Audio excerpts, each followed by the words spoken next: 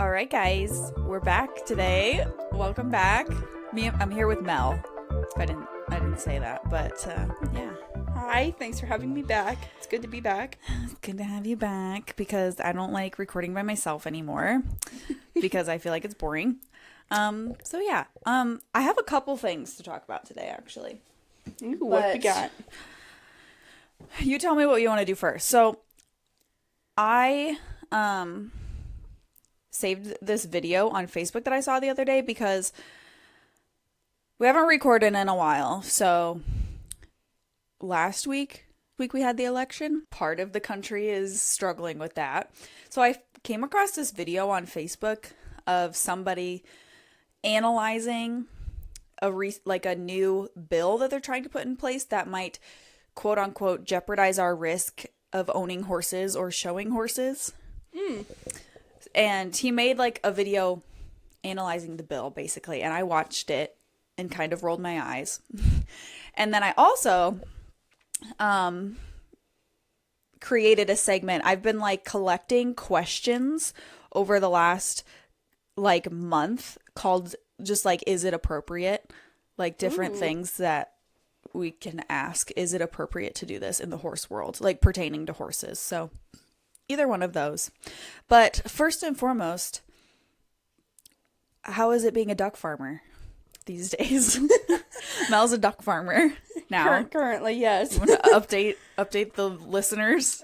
Sure. Well, we finally have started producing eggs. As of the first, we got our first eggs from these ducks. I was pretty nervous because, nobody wants to just dump food and pay out on a bunch of animals that's not producing anything. And you're, especially going into winter, you just got these animals and you don't want to just dump food and money into them and not get anything out of them yet. And I keep telling people, because, especially my family, I work with my uncle, and he tells me every day, you're not going to be able to butcher them, because, we've talked about homesteading and whatnot. These are my first ducks. I don't plan on butchering these guys. So you're going to keep them? Yeah. These guys, if they produce offspring, which, just so y'all know, they are currently trying to produce offspring. I don't know why they think it's that time of year when it is the middle of November. Time. Yeah, I don't know why they think it's that time. I literally had to holler at them. They went back into their pen. I've had them free roaming today, and they decided, we're going to do it not in the water. We're going to continue to try and do it on the ground and hurt the lady duck, hurt her legs. And I'm like, stop. And now the boys are fighting. I'm like, okay, well, tomorrow I'm going to separate them for a little bit. I'm like, oh my God. So they've been fighting. It's kind of funny because they chase each other around. They haven't, done anything super mean to each other. But it's just, I sit there and I gotta laugh because it's just, they just start running. And it's just too funny to watch them run on two legs. They just put their heads out and they just start waddling around. It's just too funny. They're too funny to watch. Ducks are funny. They are. They have their own little personalities. And there's one that I had my little sister. Well, she's got two of them that she's named, but one of them got a name from Mean Girls, the original Mean Girls, and I keep wanting to call her Gretchen, which is why we end up naming her Regina, because she has the attitude kind of like Regina. She will chase my dogs. She's the it girl. Yes, she is flirty with the other ducks. She's head honcho of the other two girls that came with her. And I just think it's hilarious. I keep wanting to call her Gretchen though, but her name is Regina. But she's just too have funny. Another Gretchen. Yeah.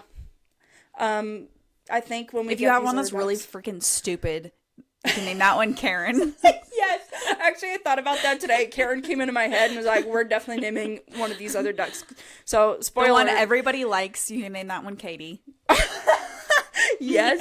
Oh my God. Friends with everyone. Yes. And we're going to spell it the same way. C-A-D-A-Y, or no, C-A-D, is it D-D or D? Just one D. D-I-E. I-E? I think so. Because they're like Caddy. They kept kind of calling her Caddy. I just watched it the other night, so. Oh. See, I haven't gotten Thomas to watch it with me yet, but his day's coming. I was trying to tell Joe to watch it with me the other night, but of course, Oh my God, Joe needs to watch that. I would pay money to see Joe watch that movie. Oh my God, it'd be funny. He would laugh every time they would reference that bus. Apparently, there's a second one. I have yet to watch that. He is the epitome of Damien. He would be somebody's Damien. Yes. She doesn't even go here. That'd be him. He would say. That would be him. Would. Okay. What kind of ducks are they? Where did you get them from? So the first 4, they are Cayuga buff hybrids. They are actually a lot larger than the other 3. These 4 we got from a mutual friend and actually a relative. I helped her out with whatever. She had too many, from her offspring. And so I got, those 4 from them, or from her. And then these other 3 I bought, I think it's from Rowley, Iowa. A family out there, they, show ducks, but her daughter picked the 3 or picked the ones that she didn't want, and so they had them advertised, and I just went and got them, and she picked the ones she didn't want. And they're what kind? Cayugas. Oh, these ones are purebred gotcha. Cayuga. So Are they the gray ones? the 4 gray ones are the ones that I got from that mutual friend, and then the 3 black ones are the ones that I went and picked up. Gotcha. Yep. So that pertains because I was telling her that Janice would definitely be a black duck. Mm-hmm. Well, they might end up having babies eventually. If I end up getting these 9, spoiler, 9 other ducks, which will be Muscovies. Unfortunately, they can't have they can have babies with these other ducks, but those babies, those offspring won't be able to produce anything because they'll be sterile. Why? Because they're, so like in horse world, you know how like there's the mules? That's basically what they would be. So like these guys, they derive from the mallard duck, and Muscovies are like their own thing. They're like the donkeys of the horse world. Yeah, pretty much. Well, weird. I don't know if they're man-made, but they're just not like full duck. Because you would think that like, because they're still both a type of, they're still both ducks, that they would just produce a crossbred duck. Yeah, you would think. I mean, they still, like, so when I get the Muscovies, they were supposed to be dropped off this week, or maybe even next week, what Joe was telling me, I don't know. But the Muscovies, if they breed with, say, like Howard, the one that's apparently head duck out here, if he breeds with one of the Muscovies, we will get babies out of them. Yeah. But those babies won't be able to produce babies. That's weird. So they would be like a donkey and a horse creating a mule. So that would be Howard and the Muscovy creating a mule. That mule would be sterile.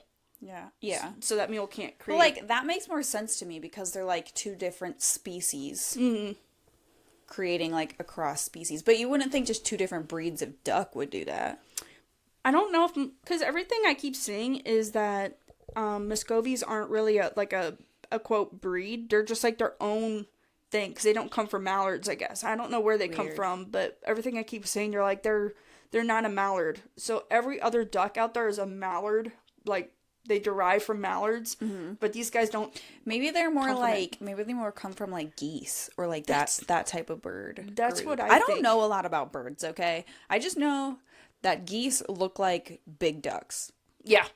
Well, these guys are big ducks too, but So it's like, I'd imagine they're like, because yeah, like a geese and a duck, if they produced an egg, I wouldn't think it would be a sterile offspring, because like it's 2 different, that's more like a donkey and a horse, because they're like 2 different species. Yeah. And that's what they call it, is like the mule of the duck world. That's literally how they describe it. Weird. Yeah. We should start a homesteading podcast. We should. That'd be so fun. It'd be so fun. I don't know what we'd talk about all the time, but that would be fun. Let us know. What do you guys want to hear about our homesteads? The homesteads that we barely have. Well, it's just starting. So, I mean, like, I'm sure there's other people that would want to do it and, like want to know how it's starting. With no money, because we're poor 20-something-year-olds that want a homestead. So... And everyone's got to start somewhere. Like, I literally just seen a video. I don't know if it was on Facebook Reels or if it was on YouTube Reels or what, but there was a 26-year-old that bought, like, 2 acres, 3 acres, somewhere, like, a couple acres of land. And she's literally living, like, out of a shop. I don't know how big of a shop it is. She put a shop in there. She's living with her chickens and stuff. Oh, my gosh. I don't know how she has it separated, but she literally has them in there, living like that, and they free roam on that acreage, and it's not a very big acreage, and that's how she's living her homestead, doing her homestead. And I'm like, girl, it'd be so cool. I mean, there's people that are doing like van life and like tiny home living, like that type of thing. So if anybody here would want to listen to a homesteading podcast, let us know, because we like to garden. We're like old ladies. Like most girls our age are out, like, still partying or like going to college, Never done a party shopping, like me either, really. I didn't really have a choice though, because I didn't have any friends. Girl, same. But Unless you count Joe. we're like old ladies. We're like out in our garden and stuff. We're gonna be that clip of where we call each other when we're like 80 years old and be like, "What do you want?" Just calling to see if you're still alive. Yeah. Fuck you. I don't know if you've seen that. And then hey, just give me your just like calling. It's like, who? What do you want? And then just start maniacally laughing, just like, "Oh yeah, bitch." I'll have to find that and send it to you and be like, "This is gonna be us." Oh, just too Probably. funny. I got another horse. Yes. If you guys haven't seen the recent vlog. Just, I got her mixed up with the other one last night. Yeah. Okay, I've been telling Thomas that we need to try to do that challenge where he has to walk around the property and name the horses. Yes. Oh my God, see he if he should can do it. name them all. He told me the other day 100% he could do it. So I want to we'll see it. But I told him, I was like, could you act like he could name them all off in a list, but I was like, can you actually walk up to them? Because like BB and Ethel, I think will get him. Mm-hmm. And then They Sugar, still get me. yeah, Sugar and Missy, I think will get him too. Mm-hmm. So he only knows Freedom because Freedom's separate. Mm-hmm. But like if she was out with Stella, I don't know if he'd be able to get it. So Maybe by their height. Yeah. I think that would be probably I don't the know. only thing. I kind of think maybe he could get it because he likes Stella, and he might know Stella's like face more than Freedom's, but Has he touched it a lot though? Like, has he touched their heads a lot? no. Well, see, He's like petted Stella twice. Well, okay, well, He's never touched Freedom. okay, well, that will give him. Okay, I know it's Stella. Yeah. I don't know. I've told him we need to do that. He doesn't like being on camera though and like being in my TikToks. Although he's mad that my recent TikTok with him in it has like done shit. Well, he can't get mad if he's never He's like, in them. the one that I'm in didn't get any views. I'm like, well, it's only like a 3-second clip, so I just don't think TikTok will put it in like your For You like feed. Mm-hmm. But I'm like, oh, that's really funny that you're all mad, but you never want to be on camera or anything. Mm-hmm. So I don't know. We also still need to do that thing where we blindfold each other and try to guess the horses. Yes, we But do. anyways, I got another one, but in my defense, this one wasn't planned.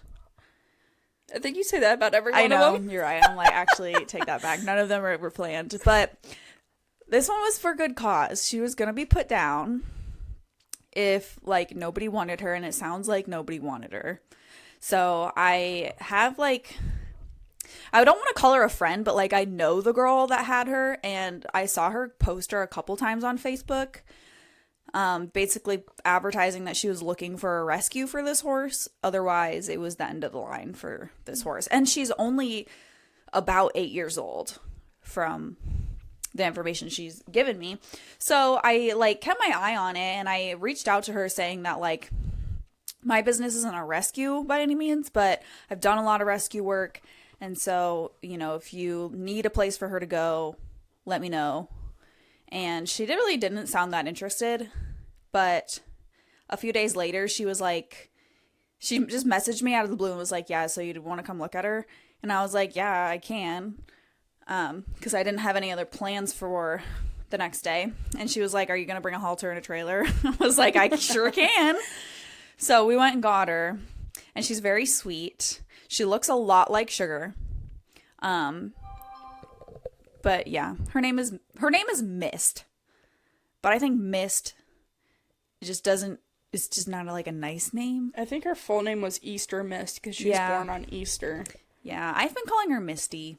I just like Misty is like a nice name. Mm-hmm. And Mist just sounds like just a word I'm spewing out. You know? Like I like Misty. I don't get it. So yeah. So her name is Misty now. And she's just a little like 14-hand paint. What kind of paint? Is she the Chovero? I don't remember all the paints. I know she's not a Tobiano. She's either Tovero or Overo.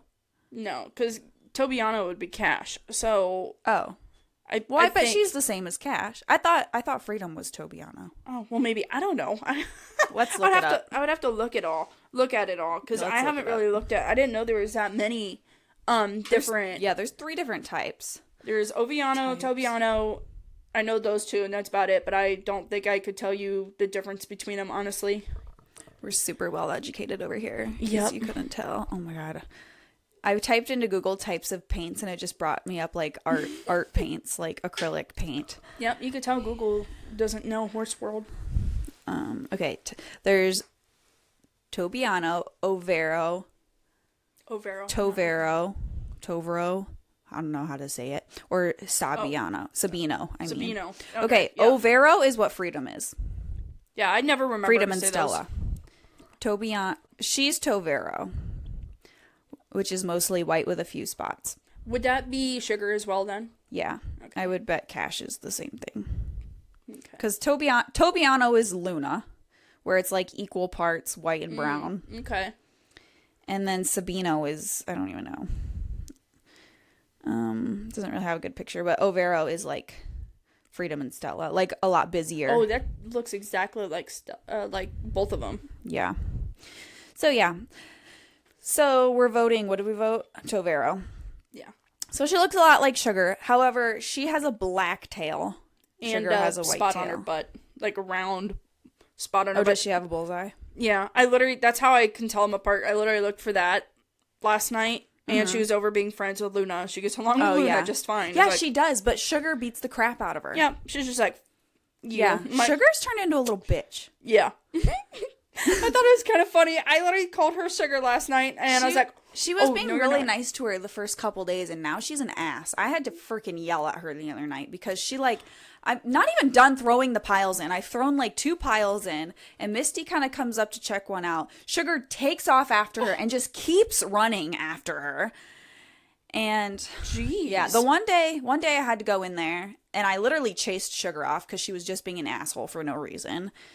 So yeah, I don't know what I'm gonna do with her, but I'm thinking about putting Freedom in that group in the next few days because like the weather's starting to get crappier. I don't think we're gonna be doing much riding No. like the rest of the year. So I'm almost out of square bales too. So I think once I run out of square bales, I'm just gonna put her out there, and her and Luna are gonna have to duke it out, I think, for boss mare. But That'll be fine. It'll be good for him. yeah, I don't know. I think it's either going to go one of 2 ways because she has been by herself. Freedom has been by herself for several years. Like she's always been a lone horse at her previous home.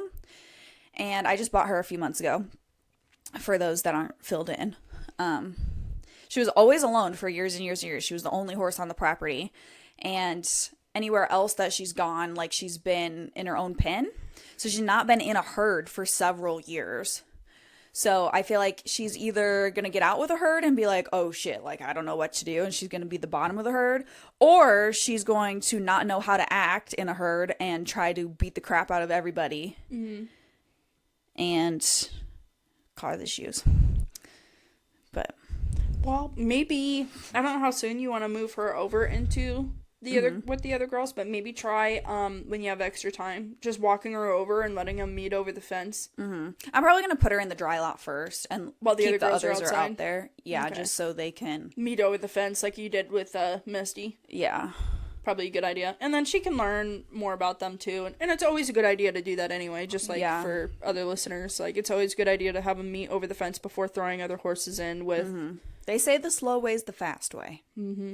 So Trust me, I've had a horse that was thrown in with just like one day of being put in, just not even a full day, and was thrown in. And then next thing I heard is one of their geldings got hurt. Yeah. Because my gelding kicked out. I'm like, well, maybe don't leave one day. well, yeah. I mean, when you just throw one in there to fend for itself, like I think it depends on your herd because I have some like that. I have horses that just come in and out of my property all the time. And so I think some of my horses are so used to it. Like I would throw anybody in with BB.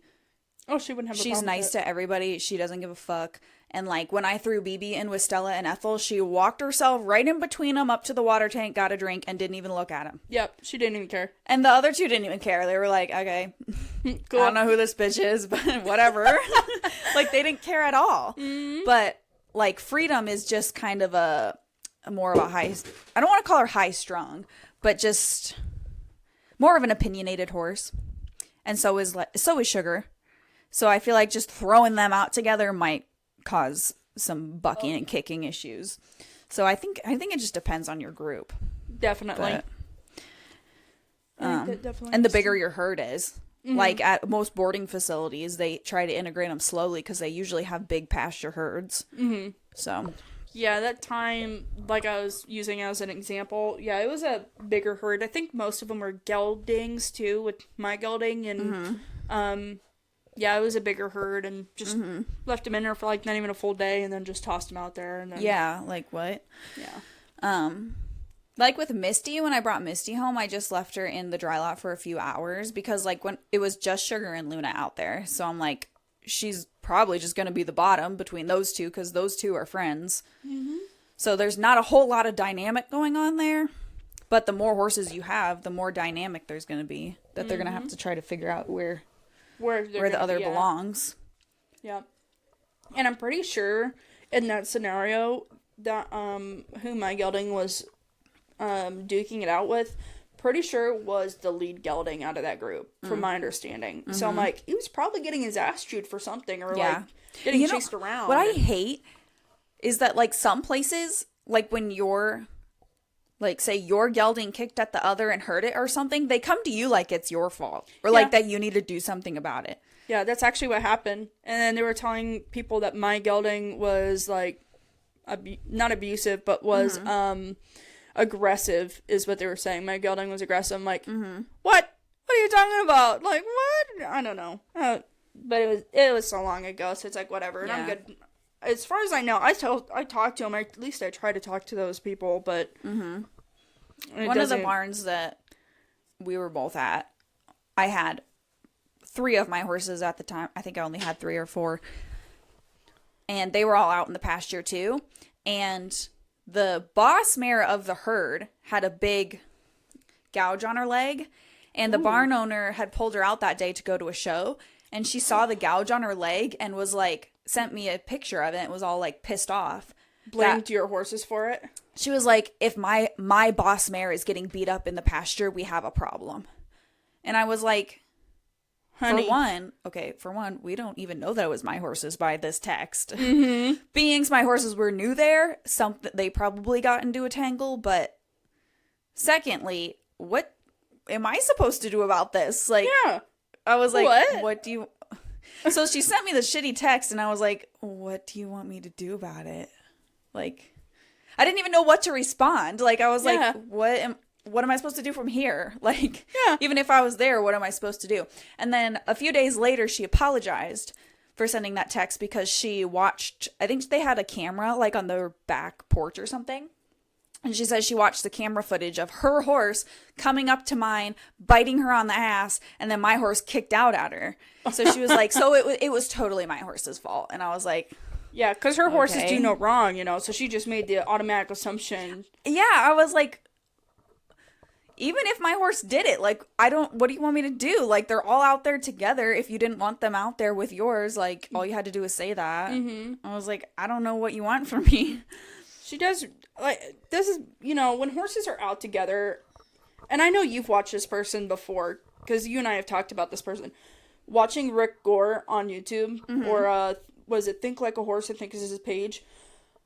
I've learned a lot about horse behavior in a herd, and I would watch that a lot while I was at that boarding facility, and I would just sit there, even when I'm doing chores or whatever, I'd just sit there and I'd just watch, like, oh, there goes blah, blah, blah, and pulling everybody away, and I feel like a lot of boarding facilities, like, they might know the medical or feed or whatever, but I really don't think they know that side of herd knowledge. Especially when they just automatically jump, oh, your horse attacked my horse, and then until they watch it on camera, it's like, if your horse is boss mare, no other horses just, unless they are fighting for that position, it's just going to automatically cause an issue like that. Like, and I know your horses would not have given a fuck. My 2 that were out there literally kept to themselves. And if they got along with any of them, it was the other 2 bottom horses. Like, they did not care. Yeah. So I really wish a lot of people paid more attention to herd behavior. Yeah. And there's some, like, I don't know, some of the other boarding facilities I've worked at, like, they put horses together based on, like, how because some horses just, like, quote unquote, don't mesh together, or, like, the two dominant geldings can't get along because they're gonna fight.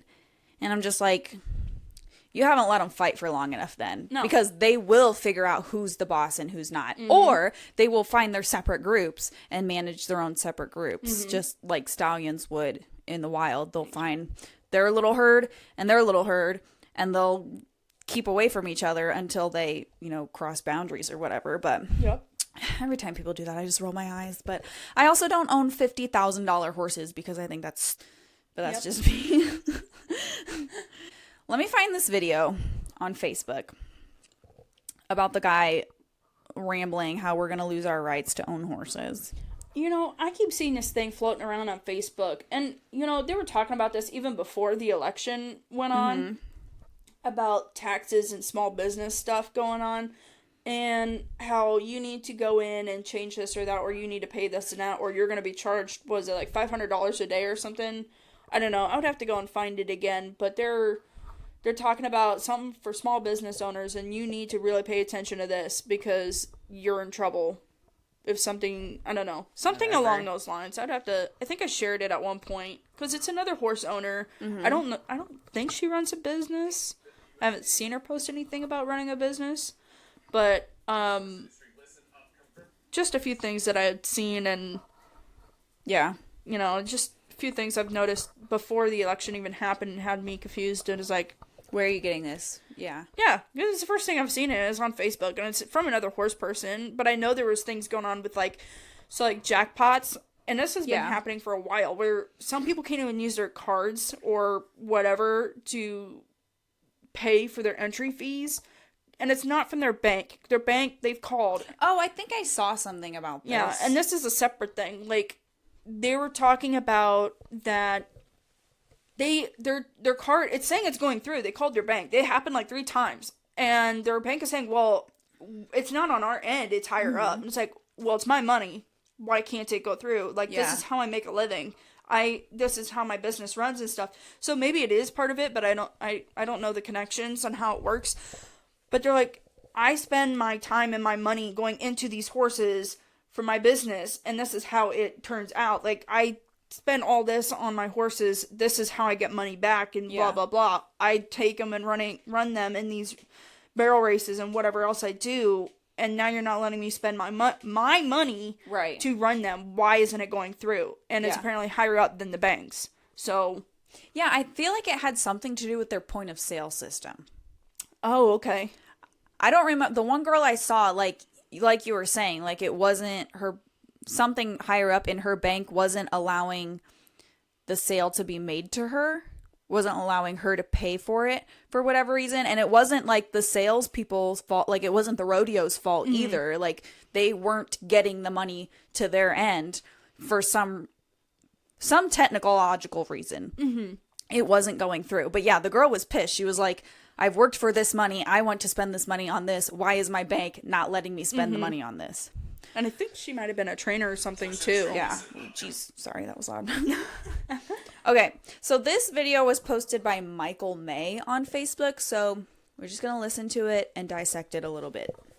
Industry, listen up. Come February 1st, 2025, the USDA will impose new regulations that impact every horse of every discipline. It's not just the walking and racking horses this time. And I'm going to show you exact legislative proof right now. The official release of this information was made live to us on Monday, April 29th, 2024 on the USDA's website, listing out the new revisions and regulations that would go in place through the pre-existing Horse Protection Act. These are new revisions that they are adding in there to get more control over what we do with our horses. First thing that this regulation is going to do is it is going to require every horse show, as they define as a public display of any horses in competition, except where speed is the primary factor, rodeo events, parades, or...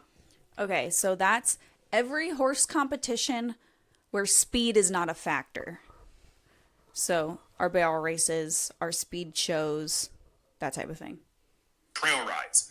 That means your local little barn show all the way up to the biggest international level shows have to register with the USDA 30 days in advance before that event comes out. Okay, I'm going to stop you there. So first thing he's complaining about is any of these shows, per the USDA Horse Protection Act, have to register within 30 days in advance before the event comes out. Now, from somebody that shows on a very, very small level, we just show at our local, like, saddle club shows. Which this says it's included. The occasional jackpot, local jackpot. 30 days in advance before the show comes out, they've already got shows scheduled for the next year. Mm-hmm. Like, I don't understand why that's an issue myself. Because, like, even our very small local shows, like, we know about them months in advance. So to register 30 days in advance before the event comes out, okay. That's, like, there's not a lot of people throwing together shows, like, last minute. Like, within 30 days. Unless I wonder if they, like, cancel or something and have to reschedule it, or, I don't know. Unless it's something, like, thrown on. Because I know some people put something together, or at least I've seen, where they've, like, thrown something together for a makeup show. Yeah, that, or maybe benefit. Benefit. That's the words right out of my mouth, a benefit, or something like that. Okay, let's keep going. And I have provide details to them 15 days before of any changes that's going on, and then you are responsible for reporting any violations of the Horse Protection Act within 5 days of the event to the USDA. Okay, so you have to get any changes and information to them 15 days before. That's 2 weeks before the show. So if you're making any changes to your show, you have 2 weeks to get the information to them or any violations. And when you do register your event, if you don't, they're going to fine you. And if you do register your event, then the USDA has the ability and can make the decision on whether they are going to send an inspector to your horse event, to your horse show, where they will then look through all of the horses before they show to make sure that they are A-okay at being shown. Now, any thoughts? Now, I've read the comments on this video because Okay, I you didn't saw realize it? it. Yeah, I've seen this video. I didn't realize it until I got to Did see you it. see my comment? No, I didn't see your comment. You'll have to tell me. Okay. Well, let's just go over what he just said. So basically, if you register your event, which you have to, the USDA, under the Horse Protection Act, has the right to send an inspector to your show. And this inspector is responsible for making sure all of the horses that are going to be in competition are, as he says, A-okay to be shown. Maybe this is just me, but I don't think that's a big fucking deal. I think at some point I think it says something about cost in there, but I'm not 100% sure. But I think what I read in the comments, people were saying they doubt that they would even do this because of how many people of inspectors there are. And there's a lot of shows out there. You're not going to have enough people to be able to do that. No. But I don't think this is a big deal either because I think we need more people for what they are trying to do here. Look at what they listed that is not included in it. Trail riding, speed events. There was something else he mentioned in there. I don't remember, but like stuff like that is not included in this. This is show horse world that he is talking about here. Which is like your Western pleasure, your English pleasure, stuff like that. Driving. And I think it said something about it's not just including those. It's including everything outside of that isn't normally shown. And how many times have we heard the stories about tail docking, other injuries, and they're still showing, or like other, not even just injuries, but things that are manipulated in the horse so they will show just perfectly because we manipulated that horse's body or that movement or something to get that horse to do what we want it to do because it looks pretty. Right. So, like, my thought when I heard this was like, so what? They're already doing this in endurance. So endurance, for anyone that doesn't know anything about the sport, is almost entirely based on the health of the horse. You have to vet check 3 times for just like a limited distance. There's more than that if you're doing like the 50 miles plus. And the whole point of the sport is that if your horse is lame, you can't compete. If your horse has sore spots, you can't compete. If your horse has too many cuts on its legs, you can't compete. Literally, the list goes on. There's a whole list of substances that you're not allowed to give your horse or you get disqualified. They can test for drugs. They can test for a whole bunch of stuff. So they're already doing this, at least in endurance. I don't know about other sports. But the only way that I see this becoming a problem or like something we need to be concerned about is if they're sending people to inspect that don't know anything about horses or that are not qualified to inspect horses, that don't have any like experience in vet medicine, don't have any horse experience, don't know anything about horses. And I think like people like this guy that's making this video must think that if the government decides to do this, they're just going to send a bunch of animal rights activists. Oh, freaking PETA. Which, this is just the ex-vegan in me speaking, that not all animal rights activists are fucking vegans. Or crazy. Crazy vegans, yeah.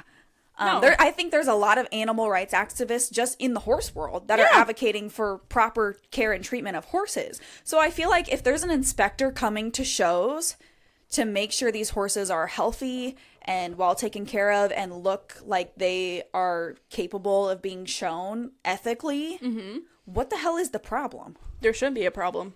Like, I don't think this is a big deal.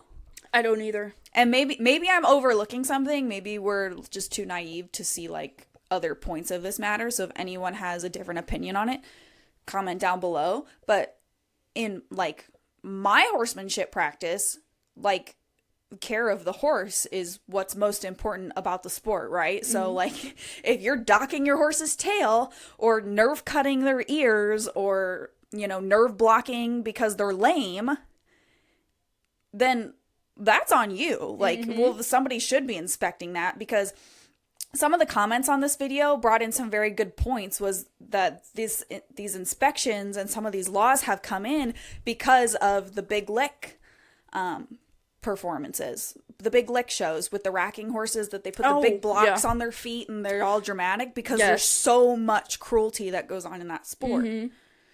So let's just keep listening. This is not over.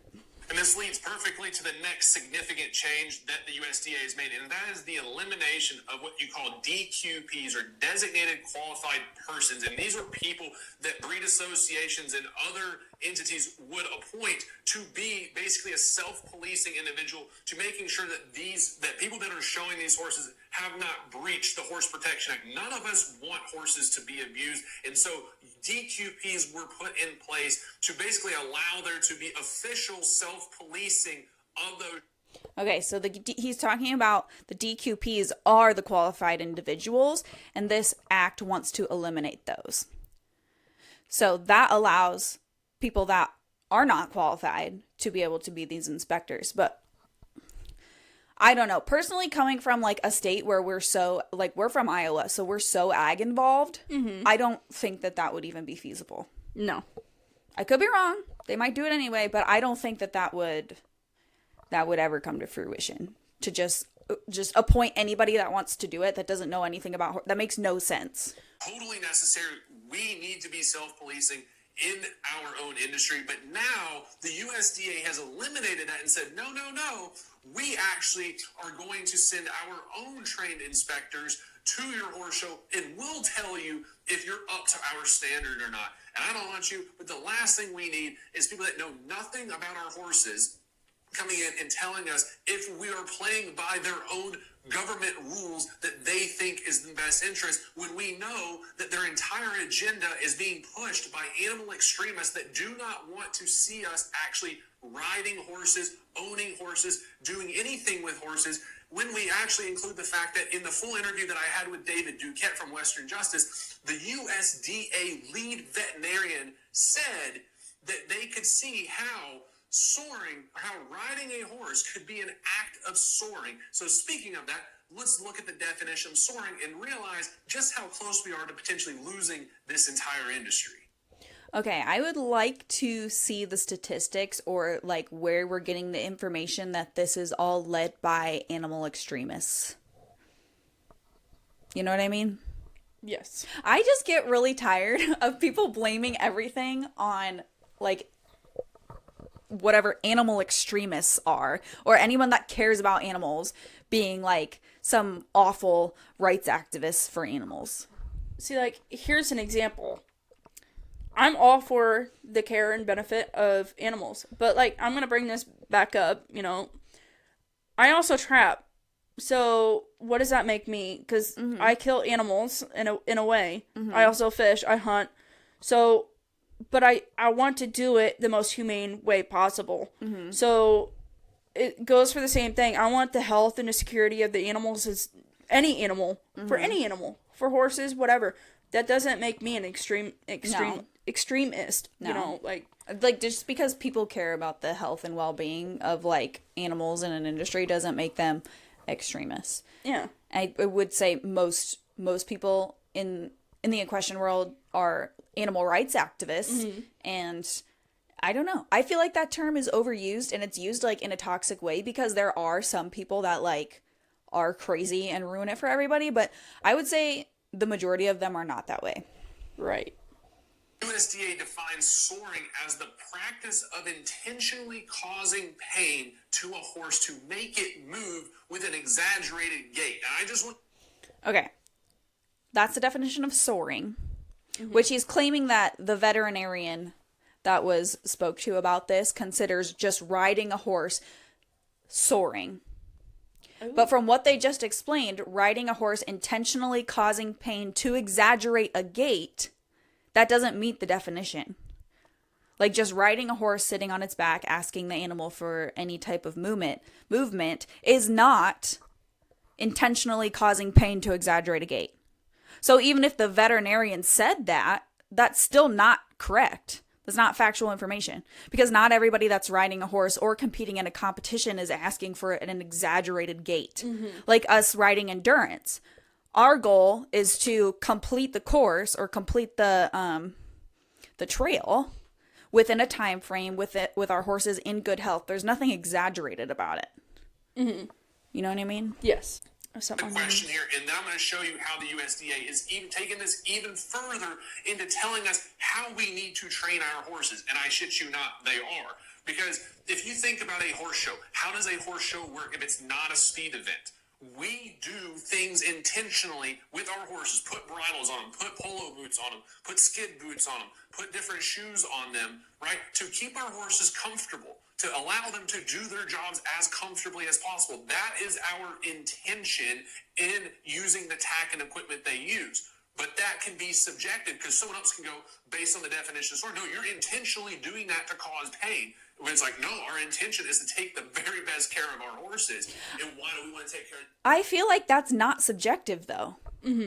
Because there are so many different sources that can prove that just putting shoes on a horse is not causing any pain. Right. But there are a lot of sources that can prove that in the big lick competitions where they're soaking their horses' ankles in diesel fuel to make them so sore that they pick their hoofs up like that, there's so many easy ways to prove that that is painful. So I feel like claiming that's a subjective matter is false because it's not. When it's already been proven. It's been there's all kinds of different ways to prove it and ways that it's already been proven. Like anyway, best care of our horses so that they can go out there and enjoy their jobs and show the best that they can. And how do these horse shows get judged? Based on how these horses move, right? Well, how do you define exaggerated gait? That is awfully subjective. No, it's not, because there's a definition. What does exaggerated mean? Look up the definition of exaggerated. What does it mean? I was looking it up right now. Because you can claim any sort of breed expert, or even most horse people in general, can identify what a gait is a comfortable, regulated, normal gait, and what's an exaggerated gait. So even if like the USDA or whatever is claiming that it's subjective, or whoever is arguing this is claiming that it's subjective, doesn't mean that it is. Right? That's just me. Mel's still looking up the definition of exaggerated. So we're going to find it. Exaggerate. Let's see. A jurisdiction of a foreign state in which the crime was committed. So a foreign state, something that's not natural, that's the horse is not going to do on their own. So I could see, the big lick competitions where the horses have their feet way up in the air, or on the other extreme, the Western pleasure. But even in the Western pleasure, the horses are bred that way now. Mm-hmm. So like for the most part. a lot of these trainers aren't even training the horse to move that way. The horse just is. Okay. Anyway. So we have a massive problem here when the government is writing rules and regulations that is extremely vague and subjective. That should not be happening. But let's take it a step further on what they've done here recently. I'm on the Tennessee Walking Horse Report website because they continue to wrench down the walking horse industry to milk them dry. Meanwhile, they're implementing these overall regulations into every horse discipline and every breed, so that way they can start to trickle in that control. But this is now affecting all of us. And when the more progress they make in the walking horse industry, the more that they can implement this into an industry-wide ban.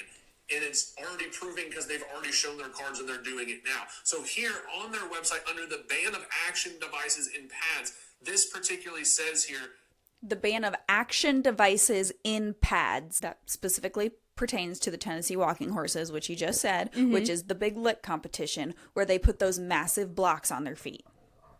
That this says here, the final rule completely bans the use of action devices and pads by Tennessee walking and racking horses during competition. The USDA acknowledges that the action devices and pads do not, in themselves, cause soaring.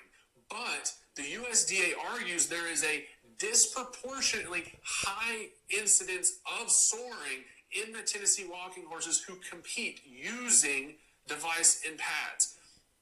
In response to concerns raised by the Tennessee Walking Horse Something Association that these provisions would devastate the industry, the USDA reiterates its belief that the horses currently competing in the performance divisions could be retrained to compete in the flat shot division. They're straight up telling them you can't use these things, not because we know that they don't cause this problem, but we're going to get rid of this anyway because we think that you can just go ahead and retrain those horses anyway. And you actually, I think they're getting rid of it because of the actual outrage of the amount of abuse in the Tennessee walking horse industry. Because that's been going on for decades. Like, we've already known about this soaring and stuff forever in the Tennessee walking horse industry. For a very long time. And there's still people out there doing it and showing in it without using these techniques or whatever you want to call it. can train them this other way. That's kind of like people in DC. Or you know what? If you can't train them another way, then maybe we need to take a look at that industry and that discipline and make some changes to it. Because you shouldn't have to, if the only way that you can train your horses to do that is by causing these immense amount of pain and using these devices to make them move that way, then we need to take a look at the discipline and why we're showing that way. Exactly. They should be moving naturally, in my opinion. And right. Like, they're not moving naturally when you are forcing it like that. Yeah, and using all of these different, like, doing all these horrible things to the horse's legs and feet to make them move that way because you can't train them without it. Well, then why are we showing them that way? I was just going to ask, I want to know who the hell even came up with this shit. Because, like, why would anybody want the then horse why to is move it that scored way? that way? Yeah. Like, who said that that's how a horse is supposed to move? Yeah, we're literally having to mutilate the animal to get him to move that way. Then that's a problem with how the discipline is scored. And that needs to be looked at. Not, yeah, that's, yeah. Exactly. With a pencil and a piece of paper, going and telling farmers how they should be farming. Does that sound pretty familiar? Hell yeah, it does. And they're doing the exact same thing here to the horse industry. And all right, we're going to cut it off there because there's only like 40 seconds left. But basically, I don't know. He might have a couple good points there, but I feel like he was kind of just complaining about somebody sticking their nose into the horse industry because they want to make sure horses are shown and taken care of properly if we're going to be winning all this money on them, which I'm not entirely against. No. You shouldn't be worried. If you're not doing anything wrong, you shouldn't be worried about it, in my opinion. That's kind of what I mean. And if there is so much that's wrong and that's going on, if, you know, one of these inspectors shows up to a Western Pleasure show and disqualifies everybody with a docked tail and docked ears because they can't show their horse without them, well, maybe we should take a look at that. Maybe we need to look more into the industry and decide whether it's more about money or more about Take care of the horse. yeah. Like, I don't necessarily think that's all bad. No. If they send decent inspectors. Obviously, if these people don't know anything about horses, then that's an issue. But I don't understand how you could be elected as an inspector that way. I don't see who would elect somebody like that. I'm assuming they probably have to do like certain tests and stuff to show that they know this or that for for like what their knowledge is on horses and in the shows before they can even be sent out anywhere is what I'm assuming. And if this is a whole thing where somebody's like trying to blame PETA and claiming that these inspectors are going to be from PETA or whatever, there are so many more people that are against PETA than there are are with PETA. Even like, I'm an ex-vegan. I was very involved in the vegan community for 5 years. I looked into a lot of the things that vegans stood for, or animal activists in general stood for. And there's a lot of vegans that don't like PETA.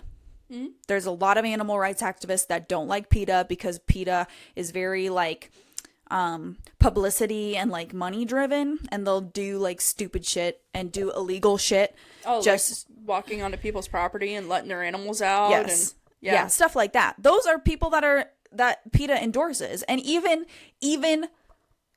people that truly care about animals don't stand for that, because pigs being in their pen is still better than pigs being out on the road getting hit by cars. Right. So, yeah, that's just, I saw that the other day and I was like, this would be an interesting topic to talk about because, like, honestly, I feel like it's being blown a little bit out of proportion. I don't see how some of those things could actually go through.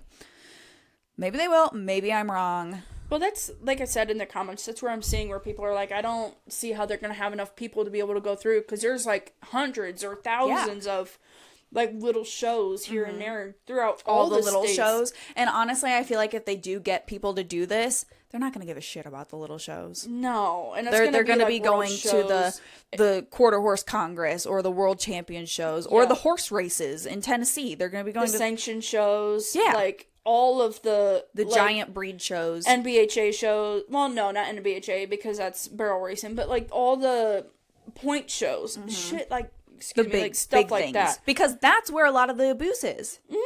Honestly, these little shows that like are at your local county saddle club, that it's basically just a bunch of little kids getting out there to run their horses around, they're not going to bring much. Nobody's really going to give a shit. No. If anything, they're spending more coming out to that to find nothing, and yeah. Okay, well, our next segment is called Is It Appropriate? Or I have it in my notes as my horse world etiquette pet peeves.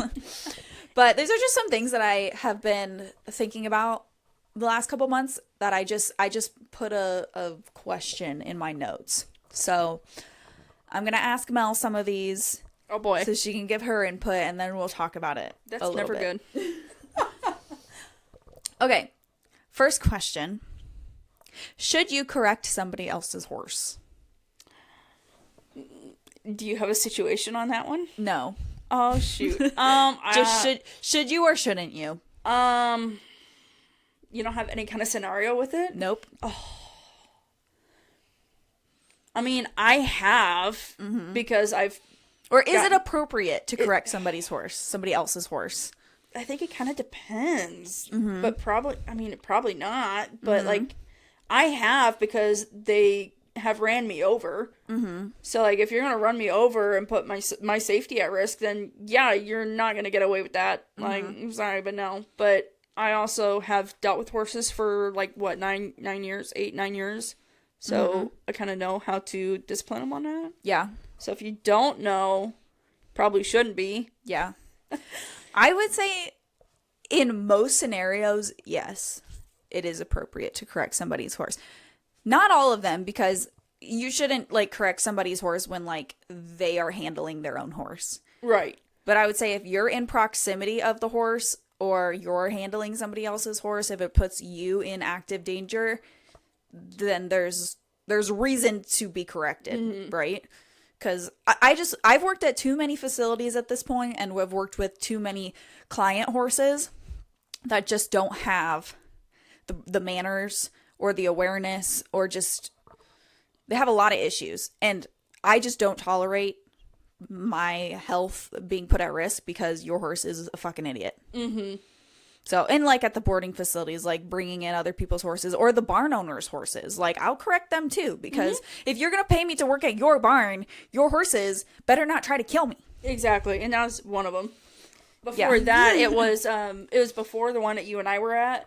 Somebody had this paint in this bay, and these people, I mean, they don't know a whole lot. April. I mean, yeah. But it was no, it wasn't them.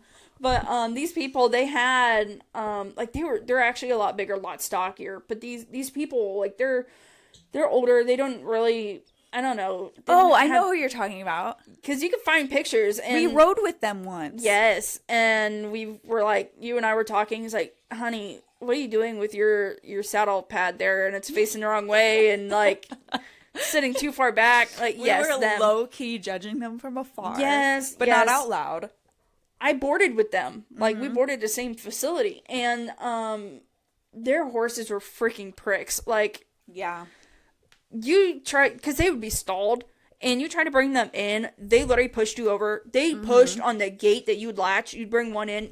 They didn't care about a whip hitting them. They didn't care. They run you over. They literally ran into and kicked the other girl who was the trainer there at the time too, and was the manager there and everything.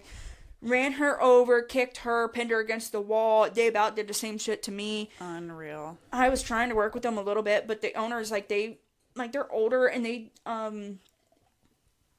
don't know, they just, they were kind of also, like, they didn't want the help at the same time, but it was also, like, I tried offering it to them, because, like, they need their ass whipped, and they were, like, the one time that they rode with us on a trail ride, they had showed up to, like, a group trail ride, their horses were literally dangerous to ride around. Yeah.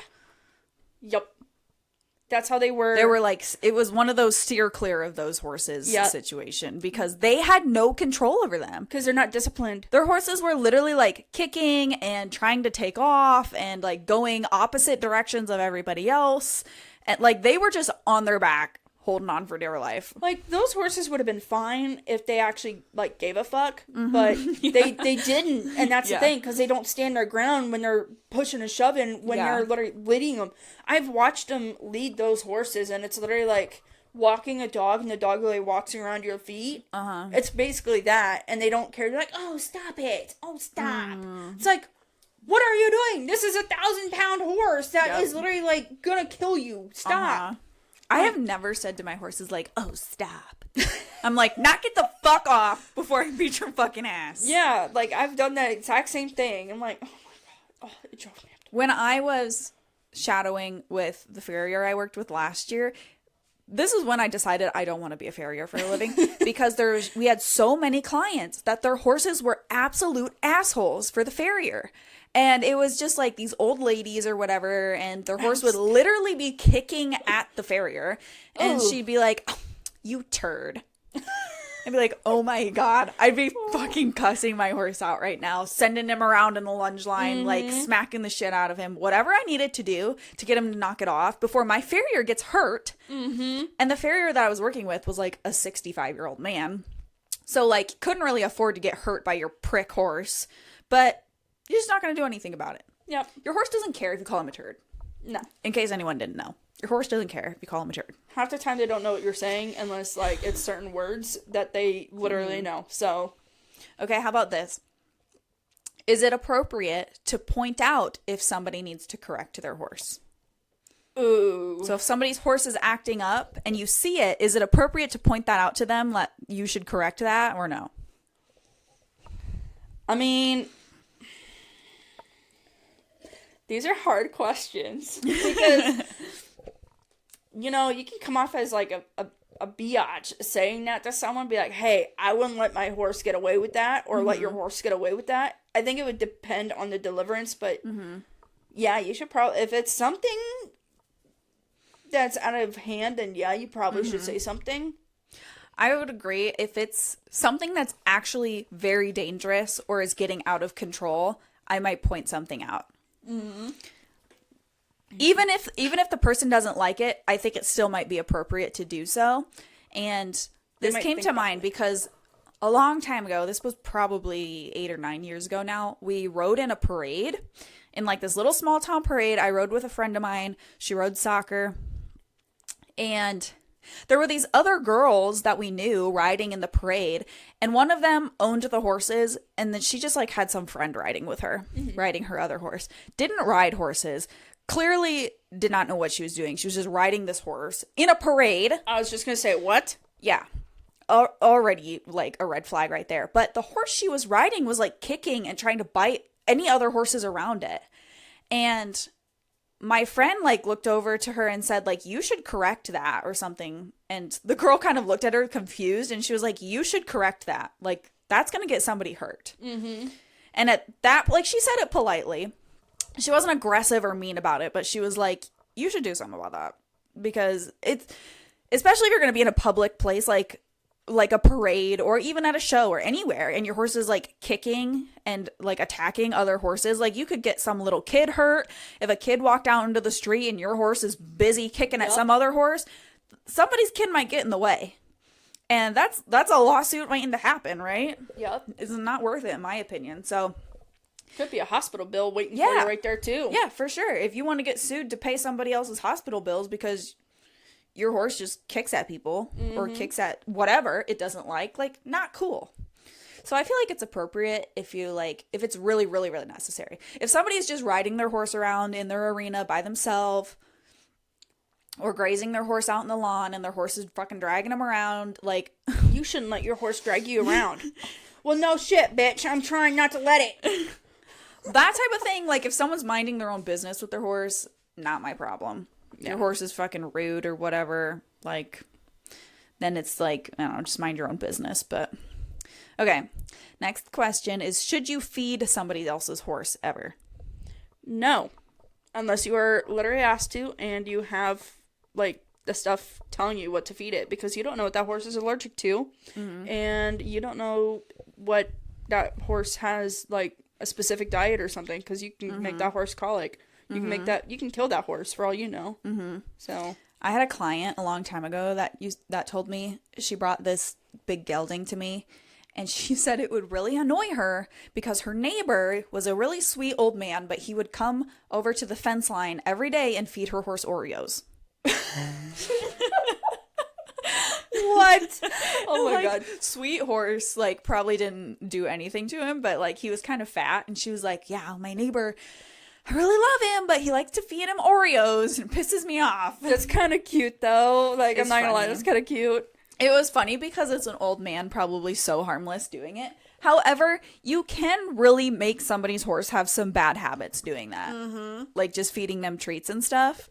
And I'm sure it's all horse people listening, so you guys already know this stuff. But in case there's any, like, not real horse people out there, like, there's a lot of horses that just don't have teeth or something. I actually saw a TikTok a few months ago recently. This guy posted a TikTok asking for help because his neighbors had moved. I don't know what you're talking about. Yeah, his neighbors had moved, and they just left their horse there. And, like, nobody had been there for, like, a month or something. And this horse was on a pasture, but, like, it was, like, weeds and brush and stuff. Like, not a lot of actual grass to eat. And he posted this TikTok of this horse that's, like, super skinny. He's like, my neighbors moved and they left this horse here, and I've been trying to feed it and give it, feed and stuff. But he was buying, like, 40-pound bags of feed and just dumping it. Yeah, he was just dumping it out. But people were for like, the horse. I seen the comments on that, and they were like, you're so sweet, thank you for doing that. Yeah. But it was also like, don't feed him the whole bag. No, He will for scarf sure. it down. But you're like, thank God that you were at least trying, because at least you have some kind of horse sense to at least try. Yeah. But He went out and bought horse feed. Yeah, at least he wasn't giving, like, something Cow feed, cow or feed, just straight rabbit corn. food. Yeah. Yeah. And one thing I did like about that is he was like, I think he said he contacted the police or something, but he's also like, is there a way I can get him? Because he wanted to keep the horse. He wanted to keep it. And I was like, That was sweet. It was sweet. He like totally had good intentions, but he also could have killed the horse. Yes, but he didn't know to, and nobody No. was there to tell him anything. And Luckily, the horse I think was fine, but Yeah. always ask before you just feed Feed somebody's it. horse Yep. something. And I remember when I was younger, I just hated people, and so that's still true to this day. when I was younger and my horses were at my dad's house, like there would be people that would walk up and down our gravel road just to exercise or whatever and go for a walk. And they would like see our horses and they'd want to feed them grass over the fence, and they'd like pick grass out of the ditch and feed the horses. And I remember one day seeing people do it, and I was just looking out my window. I was like scowling at them out my bedroom window, like, who the fuck are these people feeding my horse going to? That'd be me. Pissed about it. I told my dad, like, those people out there feeding soccer and sugar. And my dad was like, So? okay. Like, That's I so was funny. just pissed about it. They're just feeding them handfuls of grass, but I Oh, hated that's it. I hilarious. was like, get away from them. Get mine. That is just too funny. Oh my god. Classic younger Michaela. Oh, I love Okay. it. Is it appropriate to offer suggestions or solutions for somebody's horse without them asking? Like, if you see a problem with a horse, or you think maybe there's a health issue, like, should you just go up and start rattling off solutions to somebody's horse if they didn't ask for it? I think if you're like having a conversation with them, maybe, because I'm not gonna lie, I've done it. I've done it several times. I've even offered help. So I mean, yeah, I think if your intentions are good and you're not like any other scenario, don't be a bitch about it. But like, have a conversation. Just don't come up and be like, I think if you did this and this, it would be this and that.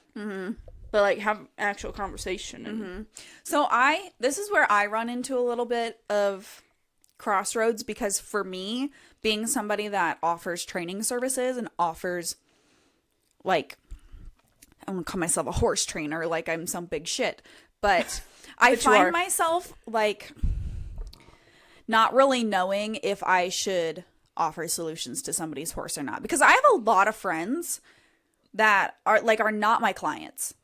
And they have horses, and, some of their horses might have issues, some of them don't. Is it appropriate for me to start offering them solutions to their horse when they didn't ask me for those?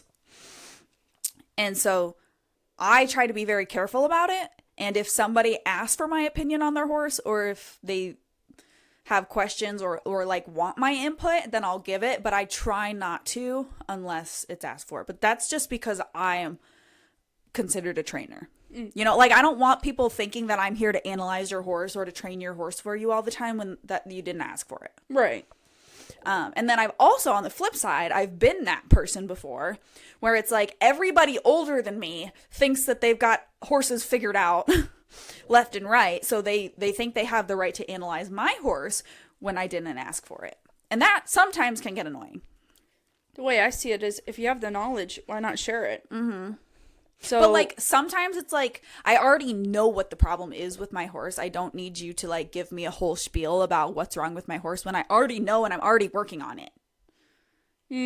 Like, sometimes people just do it like because they think they know everything, or they think that you don't know anything. And it's like, why don't you just mind your own business? Okay, if I wanted help, I'd ask for it, Yeah. See, and that's where I mean, like, where I get don't come off as a bitch. I mean, Yeah. like, don't come off as a know-it-all too. Like, don't. That's what I mean by don't come off as a bitch. Like, don't come off saying like, well, this and that and what, don't come off like that. Yeah. Because, like, you never know, as we're the last place that you and I were boarding Yeah, at. like that place. That person, I'll use this as an example. There was a horse that trainer was working with that would pull back. Did it 2 or 3 times. And you've had a horse that would pull back a couple different times. And a suggestion was tie it up. The only way they're going to learn is by tying up. I mean, it would tie into cross ties. I have no idea what happened to it, obviously. But, tie it up. You have to tie him up that way. If they are tied to a trailer, how is that horse going to tie to a trailer? Yeah. But like, I've offered help. I've offered a lot of shit about it, but I wasn't trying to be rude about it. I was also like, do all the work. Like, if you need to hop on and you just need someone to hold, I could do that. The same thing as I always did with you, you know? Yeah. But, this was something that it seemed like that person was struggling with. Like, I wouldn't just do it out of the blue. If it was something that somebody was struggling with this issue, and it's something that I know somebody else has an answer, I would ask about it, or, like, if it's something I know, or even if that person already knew, like, just tell me, like, hey, if you already know, just tell me. But, like, here's a suggestion. I'll let you know, like, hey, this is my ideas. Because you never know. It might be a different idea you've never had before. Mm-hmm. Is what I mean. But if it's something you already know, then cool, we already know, it's whatever. But well, that same barn in particular, the owner there one time told me about a horse that I was training. Was my horse, was a project horse that I bought and that I was in the process of breaking out, was doing all the groundwork, and she basically told me one day to stop getting in my own way, because, like, I could jump on that horse today because she's doing really good, and, like, basically I should be riding that horse already. I'm taking too long. And I was kind of like, okay, I didn't really ask for your input. Like, beings, you don't even know my horse at all. Like, I'm the one that works with it 2-3 times a week. Like, I think I would know if it's ready for me to get on it or not yet. But, like, they just had to throw that in there as if I didn't already know that. Yeah, same. It's like, I didn't ask for your input, but okay. the same person that broke that 2-year-old down to where it needed retraining with the saddle and everything. Got in her own way on that one. Yeah, like, exactly. That's exactly what I was trying to prevent. Okay. Is it appropriate to ask somebody how much they paid for a horse? Repeat that one. Is it appropriate to ask somebody how much they paid for their horse? This came to mind because I was working with a girl at one of the past boarding facilities I was at, and she was telling me about how she just recently did a clinic, and she was riding with this other girl that was in the clinic, and she was talking to her. I guess she was having some issues with her horse. And so she was talking to her about her horse and was asking her, you know, how old is the horse? Where'd you get him from? How much did you pay for it? Blah, blah, blah. And I was kind of stopped and was like, should we just be asking people how much they paid for their horses? Like, is that really any of our business? Is that appropriate? Like, you know what? Now that I had a moment to think about it, I'm going to say not really. Because you can get really good horses for cheap. And you can get the shittiest fucking horses super expensive. You can get a $50,000 horse that has the shittiest fucking manners. So I really think that what you paid for them doesn't matter. Yeah. It really depends on who's handling it and who's taught it what and how it was taught. Because, like I just said, it depends on what it was taught. So because I have worked in facilities where the boarders there are 60-year-old women that just retired from their giant company jobs and spent $50,000 to $60,000 on a dressage horse. The horse gets there and is literally unsafe to handle. But there's also people that have spent $500 on a horse they got off Facebook, and it's a great horse and, like, has all the bells and whistles and has a great mind, etc., etc. So, like, I don't know. I mean, if it was like I don't have any problem, like, telling you or, like, telling Thomas, like, how much I paid for a horse because, like, you're my close friends and stuff. But, like, if some rando just came up to me at a show and was like, yeah, how much you pay for that horse? None of your damn business. Why do you care? You know? Like, what? Is that appropriate? I don't really think it is. Like, or, like, unless you know someone really well, or, like, maybe you bought a colt from the same person. You know, like, you could compare prices or something. Like, if it was relevant. Yeah, maybe. But, or, like, you bought a horse at auction. Some people want to know what auction prices are going for, but yeah, that'd be a little different. Not just looking at someone's horse and being like, well, how much did you pay for it? I've seen people buy horses from a sale barn, like the kill pen, what's known as the kill pen and stuff like that. People buy horses from sale barns, and those horses, they bought them for, like, what, $200? Yeah. Maybe a little more. Turned into eventing fucking horses. Yeah. Like, amazing horses. Like, does it even matter? No. Like, it doesn't matter. It depends on what your efforts are going to be into that horse. Like, what is it that you're going to put into it? No. Train I would say it? just don't ask people that. This is not really relevant. No. Okay. Next question. Is it appropriate to talk about somebody's horse's weight or call somebody's horse fat? We're talking about the horse, not the person. But if you see somebody's horse and you think their horse is too overweight, like, is it appropriate to say something or no? And I thought of this because we had somebody else at that barn that I was just talking about who had a halflinger. She boarded a halflinger there. And her horse and another horse had the same name. So I would tell them apart by calling one skinny and fat.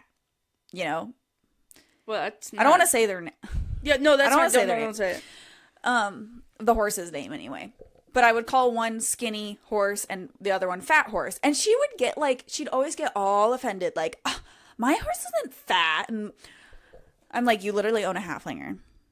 Halflingers It's fat. literally get fat But on she air. would like, what the fuck? She'd get like all worked up about it if somebody called her horse fat. She'd be like, no, he's moderately sized and blah, blah, blah. Okay, I'm using that term now. I am moderately sized human being. I'm going to tell my doctor that next time I go in. I am moderately sized. I was like, are you serious right now? We're actually offended that I called your horse fat. Like, dude, it's easier for horses to lose their goddamn weight than it is on a person. Honestly, so please stop being offended by it. It's not that deep. No, like, it's not. They don't live in society like we do, so I just... Is it appropriate? I don't know. I don't know I don't either. think it's that big a deal. I don't think it really matters. So no. Like, if somebody called my horse fat, I'd be like, yeah, you're right. Yeah, they're kind of fat. Like, I call Cash fat all the time. Like, I'm not offended by it. I mean, jeez. I literally call him fat boy half the time anyway, so it's like... Okay, this next one, you might not get it, but it's kind of a joke. Okay. So we'll see if you get it. Lay it on me.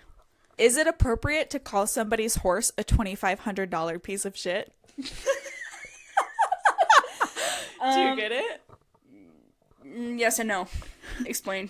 So Clinton Anderson had this video. He came out. So he made this. I don't remember. Oh, you have to say his name. Explains it all.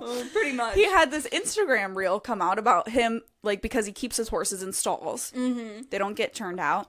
Oh, I thought he had horses that were turned out. He might have some, but like his top-notch horses like are kept in stalls, and he like made a video. I saw it on Instagram, but it was like, you know, the difference is my horses cost $250,000 to $1 million. The difference is you guys got these horses at home that are $2,500 pieces of shit. I don't want my $500,000 horses going to the field and getting the shit kicked out of them. And so there was this whole trend on TikTok about everybody like posting their horses winning all these competitions and medals and stuff that cost them like $2,500 or less, and being like, this is my $2,500 piece of shit.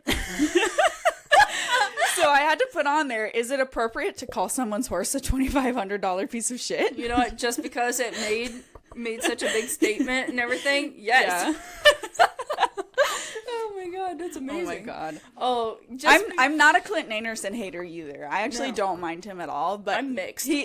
But when I saw that video, I was like, ooh, buddy. Calm the fuck down. Bro, just because you got millions of fucking dollars don't mean you gotta hate on everybody else that's damn. Cool. Well, most of your clientele or most of your supporters probably have $2,500 pieces of shit. And I'd be one of them. Well, I want to know, okay. I've never paid that much for a horse. No. No. Hell, and I have 12 horses. Yeah. Well, hell, you know how he does his damn clinics. I don't know if he still does them. Or, like, his internship people that come in. I don't know if he still does those, is what I mean. But they have to bring, I think, their own horses to do his training on them. So I would like to see what he says about those horses. Are they $2,500 piece of shits? Like, is that what he's referring to as well? So no idea. I know that you have to literally have every single bit of his merchandise, pretty much, like his saddle pad, his halter, his bridle, his, like, all that shit. Yeah, I've looked into it to be an apprentice. That's the word I was looking for. An apprentice to learn his stuff, so then you can go on and do your own teachings of other people, like go through and do your shit. I'm like, what the fuck? Interesting. Okay. Is it necessary/acceptable for parents to spend tens of thousands of dollars on a horse for their young kids? No. Be poor like the rest of us and get that little fucking pony. Like, I never got the pony. You know, I got mine too, and I've had them since I was like 16. Mm-hmm. But you don't need no goddamn $10,000 freaking horse while you are 6 years old that you're only going to outgrow and then get another horse. And what are you going to do? Like, when it only lasts you like 2 years. Yeah. I feel like this is a really mixed one on parenting skills or like parenting techniques. And I'm not a parent, so I can't say that I've got it all figured out or anything. But like, we know some people that have bought their like 10 to 12-year-old kids $10, $20, $30,000 horses.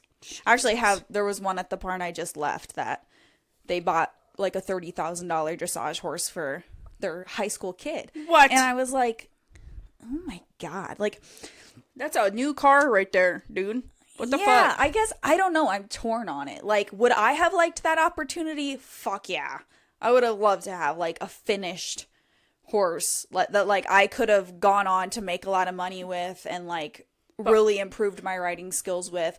But I feel like my parents would never do something like that unless I appreciated it and understood the value in it. Okay, but here's my question on that. Are they actually like going to big shows with it? Is it really worth paying $30,000 on a horse? I would imagine if you're spending that much on it, it's for serious competition levels. I was gonna say it would have to be, because if it's not, then why are you spending that much on a horse? Yeah. It would have to be serious. Well, what the funny thing is dressage you don't even make money at. Well, so I think it's stupid that any of them are paying that much for exactly for a dressage horse, because you don't even like win money back.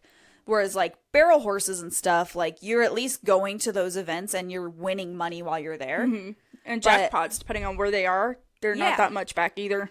But at the same time, how does somebody that's under the age of 18, how do they appreciate and understand the value in a horse that expensive when they've never had to work? They probably have to do their lessons, because I'm pretty sure they're probably required to do lessons, and if they're not, I don't know how they're not. But if the parents are paying for lessons, I mean, like, unless, like, now that I'm older in my 20s and I work like full-time and have worked full-time for a living before, I understand how much like a $30,000 to $50,000 horse is such a big deal. Mm-hmm. But like when I was a teenager, I didn't understand like how many hours in a week you'd have to work to afford something like that, or like how much work, how much time your parents are putting in so that you can afford something like that. Like I just didn't understand that. Like, now that you think about it, actually, I make less than $30,000 a year. So yeah, right, exactly. So like even if you have rich parents, is it appropriate as a parent that makes a lot of money? Should you be buying that expensive of horses for your kids? Like, I don't know. It's hard because like Fallon Taylor, like she's where she is today because her parents invested in those first couple really expensive, really nice horses for her, and she made her entire career out of it. Now she's a millionaire. Did they also enroll her in lessons is my question, though. I have no idea. Because I really, really feel like that those that were enrolled in lessons or got the chance to be in lessons when they were kids got a huge head start ahead of everybody that didn't have that chance. Right. And so they are where they are today because of that. Yeah, like Fallon Taylor made it her whole lifestyle. Like, she's always done, I think she's had some breaks from horses, but like, she's made it her whole empire. How do you know that your kid is not just going to grow out of this phase? Exactly. Like, a lot of kids do. A lot of them ride horses their whole childhood, and then once they become teenagers, they're not into it anymore. So, I'd like some input on that. If anybody has been in this situation where your horse has, or your parents have bought you a really expensive horse, like, did you appreciate it? Like, did you understand, like, what a big deal it was? Because it feels like a handout to me, even though maybe it's not. And what did you do to show your parents that you really appreciate that? Or what did you do, like, to repay them or something? Yeah. Because I really feel like if you did get something, you like, I really feel like you had to have had lessons, and then you also had to make sure you had, like, straight A's, a really good GPA. Like, you know those, the horse movies, like, they're just stereotypical horse movies where they got this horse and they had to have everything in line. I feel like that's how it had to be. Yeah. Is what I just feel like. It just had to be like that, but, you know, that's just the movie thought going. But, so, like, if anybody did have that, let us know how that went for you and whatnot, like what Michaela said, so. All right. We got a couple more. Is it appropriate to ask for a deposit or a viewing fee when selling a horse? A deposit or viewing fee? Yeah. So, like, I know some people have, like, they'll charge, like, $45 for you to come out and see this horse because they want paid for their time. And if you no-show, like, you still paid the, like, you have to pay the fee ahead of time. So if you no-show, because there's such a problem with no-shows anymore, they've already paid you at least $45 to be at the barn for your time. Is it appropriate to ask for a deposit or some sort of viewing fee? Ugh, I'm kind of torn on it, because I want to say no, but I know I've seen posts where people are like, I'm tired of being, or like, I'm tired of tire kickers where people say they're going to show up and they don't show up. Right. So I think in that scenario where people say they're going to show up and they don't, I feel like it's okay. But I also feel like it's not. I feel like it will weed out the tire kickers really fast. Yeah. But then I also feel like everybody's going to think it's a scam because there's so many scams. Yeah, because I've literally had people say, well, I will hold it for this much. It's like, no, because you're a scam.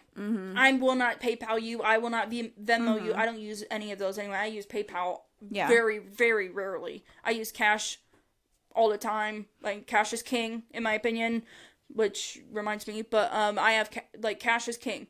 So, but, like, if you're doing a deposit, then you're paying, like, half or whatever the deposit fee is if you are for sure buying that horse that day and you have to go get the rest for whatever, or you need to leave it for this amount of time so you can get something lined up or whatever. Yeah. Like, I can see that, but I'm kind of torn on that. Yeah. I'm kind of torn on it. I feel like if you're asking, like, especially trainers like myself that, like, do a lot of this for their living, and if you're selling very expensive, like, high quality horses, you get a lot of buyer traffic.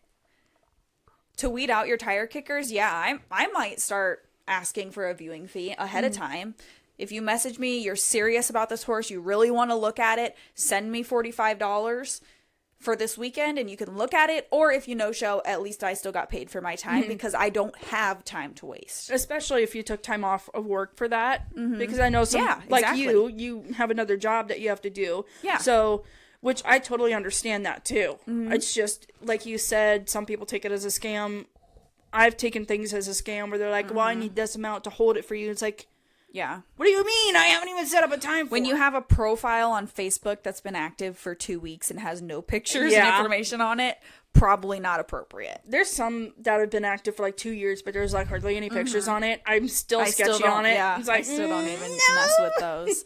But if you're reputable and this is what you do for a living, you have a whole business, a whole location and everything, like, it might be reasonable. And to put a deposit down on, like, a $30,000 horse you're selling, well, yeah, I might want that deposit because if you back out, well, there's 4-5 other people that may have bought this horse already and had it out of here. So, like, I don't know. I feel like at a level where it's appropriate, like, yeah, it probably is necessary. If you're selling a $500 horse, like, okay, it's a little different. Not putting a deposit down on $500. Okay, this last one. Is it appropriate to note a person's weight in regards to riding horses? No. You don't think so? Because there is a huge amount of people online that think that they get to put their input in on somebody's weight. I don't believe it's appropriate to say anything about it. Now, if that horse is physically, like visibly, I should say, struggling, where you are seeing that horse literally having any issues, like, maybe say something like, hey, I think you may need, like, find the right words, obviously, for a bigger horse or something different. But, like, most of the time, most people have already done their research. Or are already... I've seen the posts where people are like, is this horse too small for me? They're already thinking about it. Yes, because as a bigger person myself, and as my height, I am technically obese, but, like, I'm just gonna say it, I'm always struggling with that. Like, I'm always looking at that. So I know other people out there are already looking at themselves in that light, so they are already actively looking at that. They're already aware of it. So you don't need to constantly remind them, because that's already in their head to begin with. So you just putting that on them is just more crap going through their head. Like, shit, I'm already aware of this. They're aware of it too, and I knew that was whatever. Like, it's going to bother them more. And then, especially if they have a horse and they've done the research or whatever, like, Cash holds me just fine. We'd go days on end. I might need for sure a better saddle or a saddle pad, but, like, he carries me just fine. Yeah. So does Sugar. Yeah!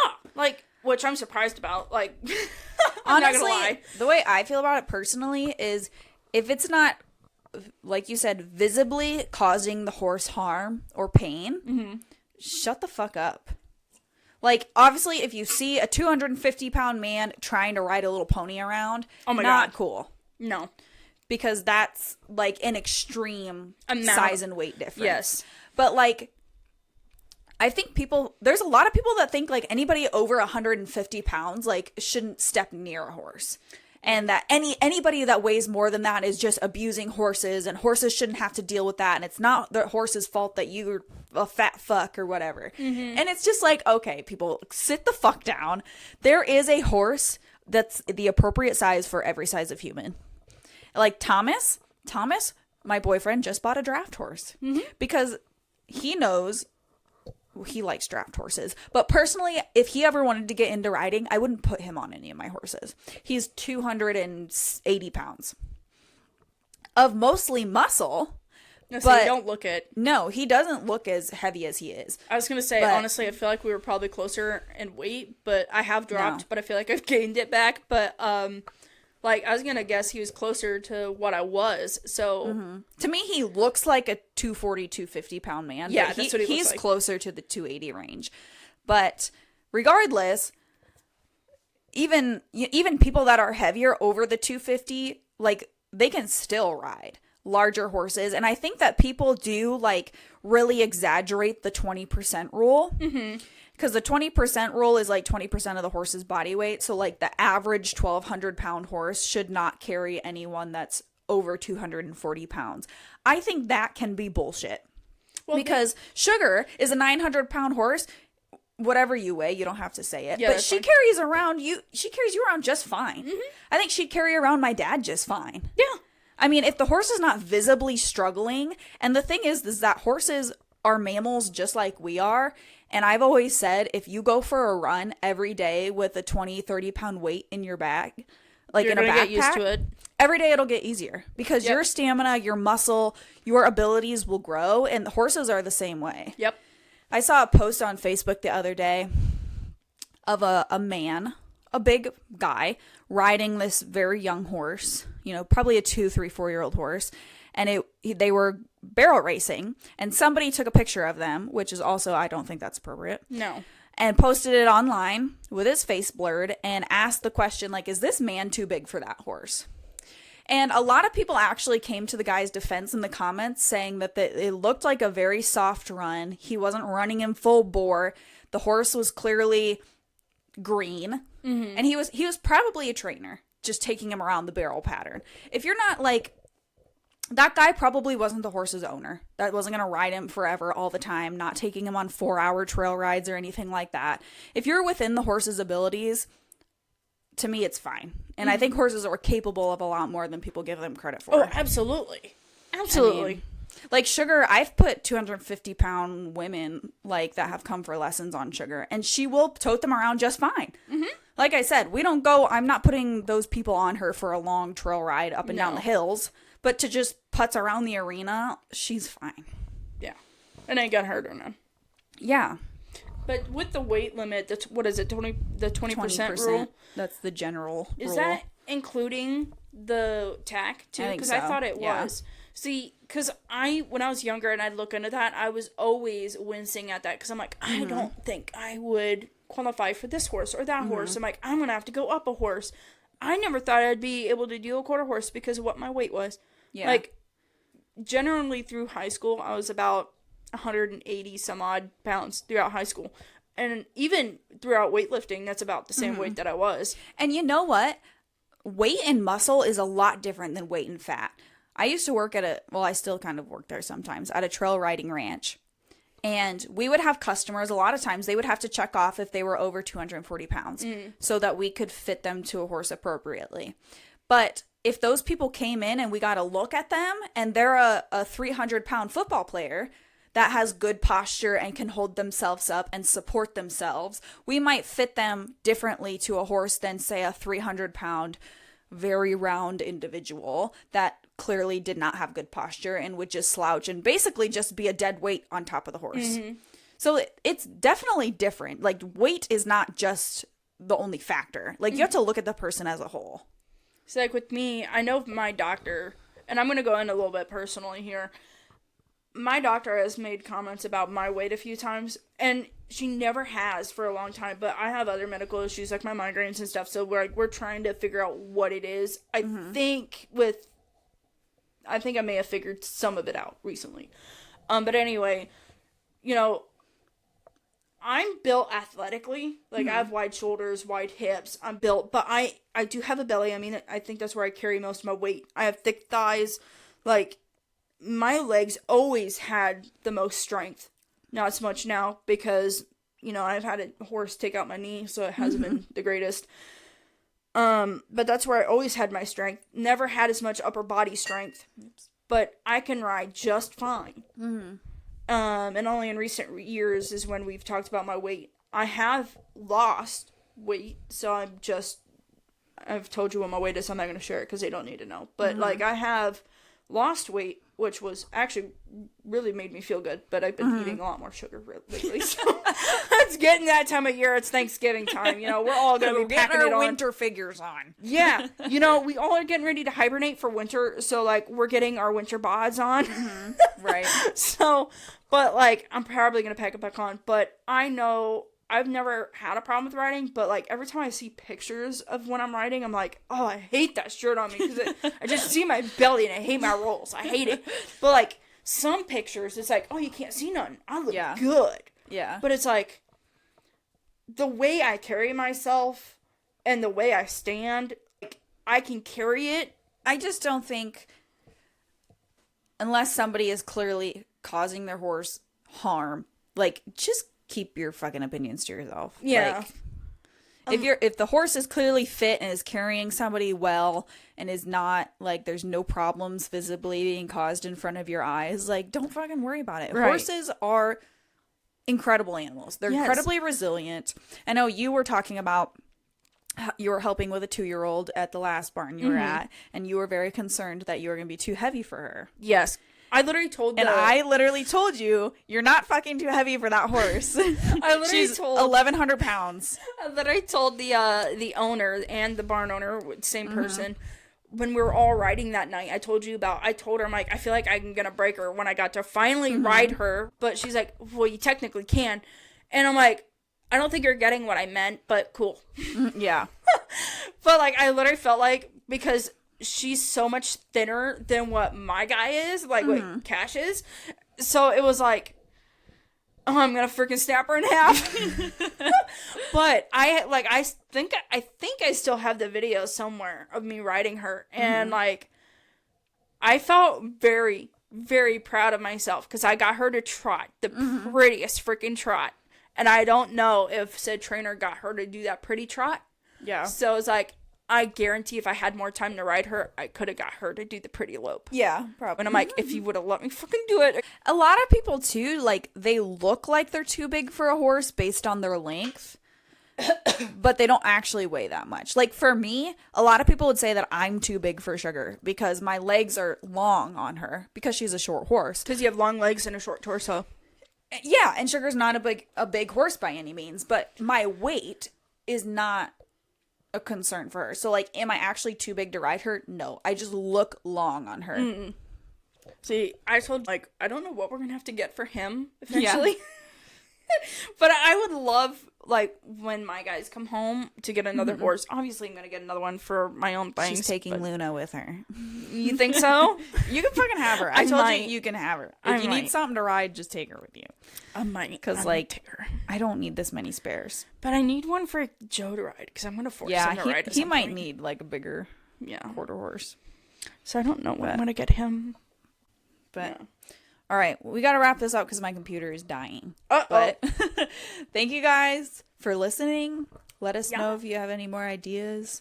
If you want a homesteading podcast. Hell yeah. We might just start one anyways. But. Yeah. We're going to have to anyway because that sounds like too much fun. So. Yeah. Let us know what else you want to hear down below, and we'll see you guys in the next episode. Yeah. Bye. Bye.